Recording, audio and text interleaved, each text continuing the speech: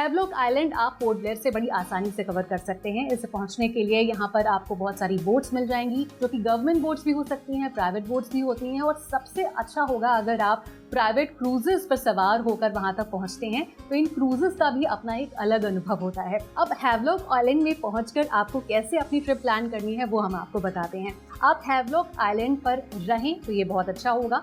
2 दिन के लिए आप यहाँ पर अपना ट्रिप प्लान कर सकते हैं। आप सीधे चाहें तो पोर्ट ब्लेयर से भी यहाँ पर डेली आ सकते हैं, लेकिन इससे आप थोड़ा एक्सर्शन फील करेंगे। अच्छा होगा आप 2 दिन के लिए हैवलॉक आइलैंड पर रहें और वहाँ के जो आसपास के लोकेशंस हैं उन्हें कवर करें। तो ये मानते हुए कि आप हैवलॉक आइलैंड में 2 दिन के लिए रुके हैं, चलिए बढ़ते हैं अपनी पहली लोकेशन की ओर। तो हैवलॉक आइलैंड में अपने सफर की शुरुआत करते हैं यहाँ के मोस्ट फेमस राधानगर बीच से। राधानगर बीच यहाँ का ही नहीं, एशिया का सबसे खूबसूरत बीच माना जाता है। अब आप समझ सकते हैं कि इस बीच की खूबसूरती कितनी ज्यादा होगी, जो टूरिस्ट को अपनी ओर आकर्षित करती है। ये बीच इतना खूबसूरत है कि जैसे ही आप यहाँ पर पहुँचते हैं, सामने आपको नीला समंदर का नजारा, व्हाइट सैंड बीचेस और उसके किनारे डेंस घने फॉरेस्ट, तो ये सारी चीजें मिलाकर इतना खूबसूरत नजारा बनाते हैं कि आप वहाँ पहुँचते ही सब कुछ भूल जाते हैं और इस खूबसूरती में अपने आप को खो देते हैं। यहाँ पर करने के लिए बहुत सारी एक्टिविटीज भी हैं।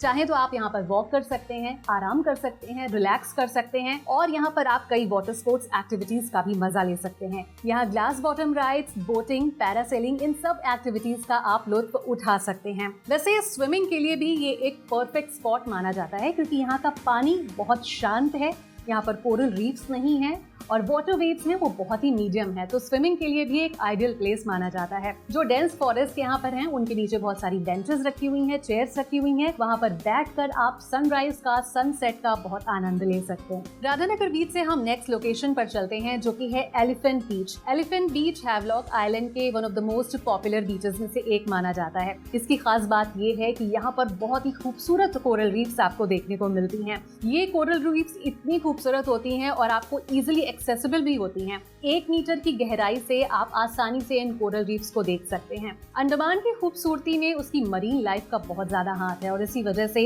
इंडिया ही नहीं, बाहर के कंट्रीज से भी फॉरेन टूरिस्ट यहाँ पर बड़ी संख्या में यहाँ की मरीन लाइफ को एक्सप्लोर करने आते हैं। और अगर आप इस बीच पर आते हैं तो यहाँ की मरीन लाइफ को जरूर एक्सप्लोर करें। वाटर एक्टिविटीज करने के लिए भी यहाँ पर बहुत सारे ऑप्शंस हैं, जिसमें आप स्कूबा डाइविंग कर सकते हैं, स्नॉर्केलिंग कर सकते हैं, कायाकिंग कर सकते हैं, पैरासेलिंग कर सकते हैं। इसके अलावा अगर आप ये एक्टिविटीज नहीं करना चाहते हैं, आप पानी के अंदर नहीं जाना चाहते हैं, तो ग्लास बॉटम राइड्स बहुत ही अच्छा ऑप्शन होता है, जिसमें आपको ग्लास बॉटम की एक बोट पर आपको सवार किया जाता है, जिसमें मैग्नीफाइंग लेंस लगे होते हैं। इनके मैग्नीफाइंग लेंस के जरिए समंदर के अंदर का जो खूबसूरत संसार है उसे एक्सप्लोर कर सकते हैं। साथ ही आपको बोट राइड का भी अनुभव हो जाएगा। तो डे 1 की शुरुआत हमने की थी राधानगर बीच और एलिफेंट बीच को एक्सप्लोर करने में, और डे 2 की शुरुआत में हम चलेंगे काला पत्थर बीच। काला पत्थर बीच अंडमान के मोस्ट पॉपुलर बीच डेस्टिनेशंस में से माना जाता है। खासकर अगर आप एक शांति का माहौल चाहते हैं, एक सुकून का माहौल चाहते हैं और नेचर की शांति में एक सॉलिट्यूड की तलाश कर रहे हैं, तो ये बीच आपके लिए है। ये बीच बहुत शांत है, यहाँ पर ज्यादा भीड़ नहीं होती है, तो ये रिलैक्स करने के लिए एक आइडियल लोकेशन बन जाती है। अगर इसके नाम की बात करें तो काला पत्थर बीच इसका नाम इसलिए पड़ा है क्योंकि वहाँ पर समंदर के आसपास बड़ी बड़ी ब्लैक रॉक्स हैं। तो इन ब्लैक रॉक्स का और समंदर के साथ व्हाइट सैंड का जो नजारा होता है वो आपको मेस्मराइज कर देता है। यहाँ पर बहुत शांति है, इसलिए आप यहाँ पर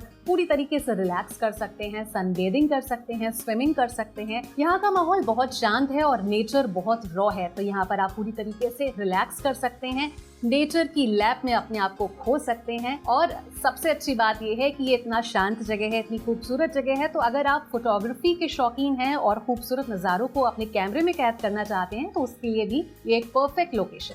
यहाँ घने घने मैंग्रोव फॉरेस्ट हैं और सनसेट का नज़ारा यहाँ पर बहुत खूबसूरत होता है, तो ये फोटोग्राफी के लिए भी एक परफेक्ट बैकड्रॉप है। यहाँ पर आप एक अच्छा टाइम स्पेंड कर सकते हैं।